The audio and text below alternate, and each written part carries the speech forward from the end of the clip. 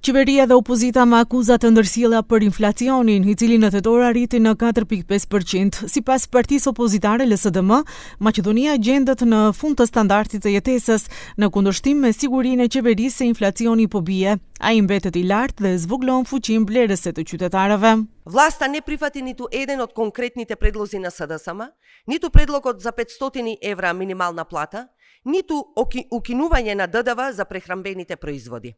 И така продолжува. Во новиот буџет за 2026 година не е предвидено зголемување на минималната плата на 500 евра, ниту мерки за намалување на цените. Тоа, почитувани, значи дека цела следна година граѓаните и работниците може да очекуваат уште поскап живот, а владата нема да преземе ништо. Nga VMRO DPMN thonë se nëse qytetarët do të ishin vërtet të pakënaqur me punën e VMRO DPMN-s, nuk do të jepni një mbështetje kaq të madhe dhe bindese në zgjedhjet lokale.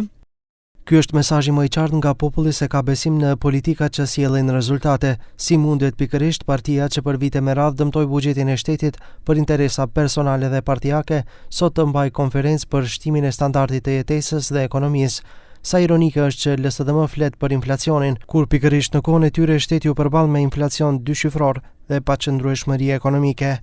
Statistikat bën të ditur se inflacioni vjetor në tetor është 4.5%, nëse krahasohen 10 muajt e këtij viti me të njëjtën periudhë të vitit të kaluar, inflacioni ishte 4.1%.